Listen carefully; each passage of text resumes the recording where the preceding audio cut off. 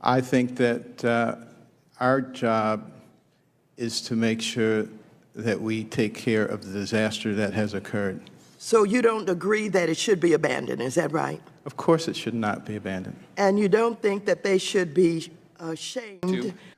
Meat processing in this country. There are heavy USD regulations prohibiting that, as the gentleman from Kentucky has talked to. I'm happy to yield to him in a minute if he would like. We could go ahead and sit here for the next 5 days without adjourning. No, don't worry. A fiery and explosive congressional showdown. Dr. Ben Carson and Congressman Chip Roy left Maxine Waters utterly humiliated in front of the nation. What started as another one of Waters' grandstanding performances quickly turned into a brutal lesson in truth and accountability. Carson's calm intelligence and Roy's fierce conviction combined to expose everything wrong with career politicians who have long hidden behind empty rhetoric and outrage. Trump threatened to abandon Puerto Rico recovery efforts. President Trump served notice Thursday that he may pull back federal relief workers from Puerto Rico, effectively threatening to abandon the U.S. territory amid a staggering humanitarian crisis in the aftermath of Hurricane Maria. In a trio of tweets, he wrote, "We cannot keep FEMA, the military, and the first responders who have been amazing in Puerto Rico forever." On Thursday, he sought to shame the territory for its own plight. He tweeted, "Electric and all infrastructure was disaster before hurricanes." So you talked about what you, HUD, is doing in cooperation with, I guess, the administration. Do you agree? Maxine Waters entered the hearing room with her usual arrogance, ready to lecture, insult, and control the narrative. She came armed with talking points, not facts. But this time she met her match. Dr. Ben Carson faced her attacks with unshakable composure, refusing to play her political games. Each of her accusations bounced off as Carson calmly countered with truth, clarity, and an unrelenting focus on the facts. Agree with the president? I certainly agree that Puerto Rico is a very important territory. The people from Puerto Rico have contributed greatly to the culture of America. Well, I'm not talking about that. What I'm talking about is these tweets where the president threatened to abandon Puerto Rico recovery efforts. Do you agree that they should be abandoned, that Puerto Rico should be abandoned? Well, first of all, as I was saying, Puerto Rico is a very important part of our culture. No, I know it's important. When Waters tried to twist Carson's words and corner him with false narratives, he didn't flinch. Instead, he exposed the failures of her leadership, the broken housing policies, the corruption, and the decades of neglect her district has endured under her watch. Carson's tone never rose, but his message hit like thunder. America deserves better than empty promises and political theater. But I want to know whether or not you agree with the president who's threatening to abandon Puerto Rico recovery efforts. I think I just said I have no intention of abandoning Puerto Rico. They're a very important part of who we are. So you don't agree with the president?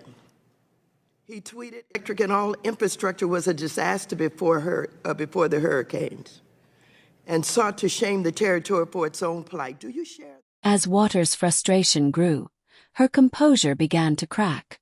You could see it: the stammering, the interruptions, the desperate attempts to regain control. But Carson wasn't there to perform for cameras. He was there to speak truth. And every word made it clearer that integrity still exists in Washington. It was intellect versus arrogance, substance versus showmanship, and Carson won that battle with grace. Opinion? I think that our job is to make sure that we take care of the disaster that has occurred. So you don't agree that it should be abandoned, is that right? Of course it should not be abandoned. And you don't think that they should be shamed for its own plight? There is no question that there have been a lot of difficulties in Puerto Rico. They ended up Should they be shamed for its own plight? In debt. I don't think it is beneficial to go around shaming people in general. Then came the turning point. Congressman Chip Roy stepped in, and the tone of the entire hearing shifted. Known for his fiery delivery and unfiltered honesty, Roy came armed with facts that Maxine Waters could no longer dodge. He reminded the room that despite her decades in Congress, Her own district remains plagued by homelessness, crime, and poverty, the very issues she claims to fight against. It's about the potential conflicts of interest with regard to HUD funds that are contributing to the profits of multifamily developments owned in part by the president and his son-in-law, Jared Kushner. Do you think it's appropriate that the president and his family are profiting from federal government funding intended to support low-income families? Roy's takedown was relentless. He exposed the hypocrisy of a politician who rails against wealth inequality while enjoying luxury far from her struggling constituents. He highlighted how career politicians like Waters have turned politics into a personal brand, a performance built on outrage, not results. His words hit like hammer blows, leaving Waters scrambling to deflect. If you can give me a specific example, I can address that question. I want to know if you think it's appropriate that the president and his family are profiting from any federal government funding intended to support low-income families. I don't think it's appropriate for public officials in general to do that. Okay. Do you stand by the president's decision not to divest himself of his interest in properties that receive HUD funding? Together, Carson and Roy formed the perfect tag team. Calm precision and fearless conviction. Carson brought logic, reason, and moral clarity. Roy brought passion, power, and unapologetic truth. Their tag team dismantling of Maxine Waters wasn't just about her. It was about what she represents. Decades of failed leadership and political corruption disguised as compassion. I think the best thing to do is tell me specifically what you're talking about, and then I can address it. What have you done to ensure that HUD is properly handling these unprecedented conflicts of interest? The specific thing is I can address it. They're owned in part by the president or Mr. Kushner, also reportedly in very bad condition. You know Starrett City, don't you?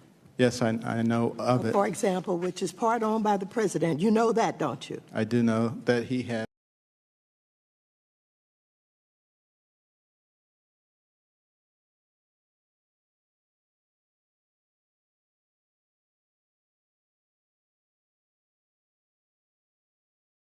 And you know it has received increasingly declining HUD inspection scores. You know that too, don't you?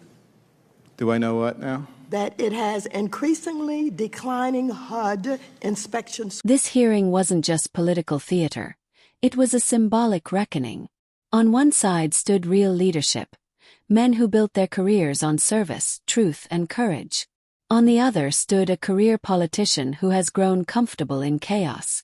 Carson and Roy reminded America that the people's representatives should serve the people, not themselves.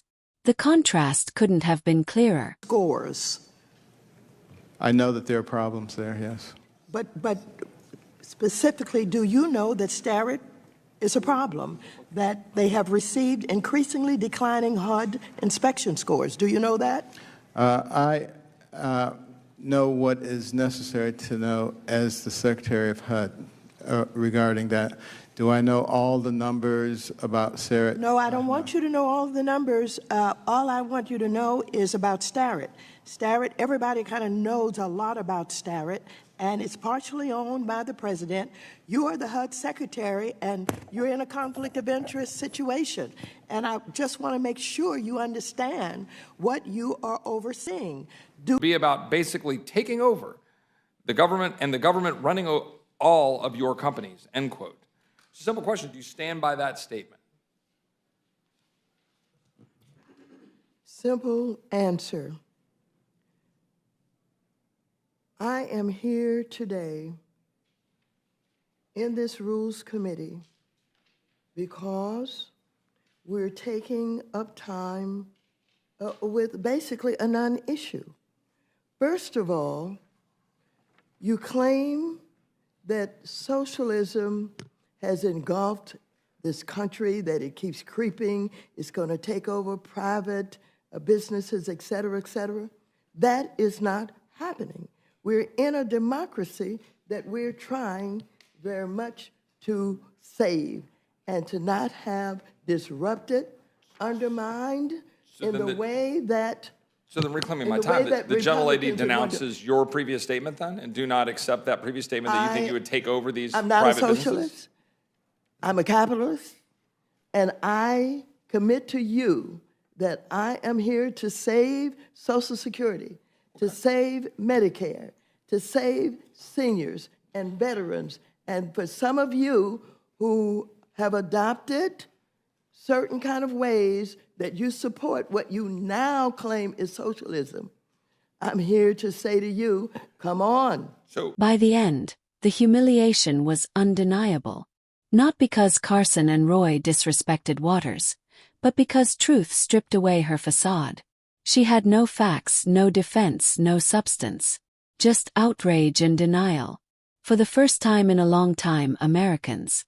So this liberal will be all about socializing, will be all about basically taking over and the government running all of your companies. You disagree with that? You now denounce that statement. I am not a socialist.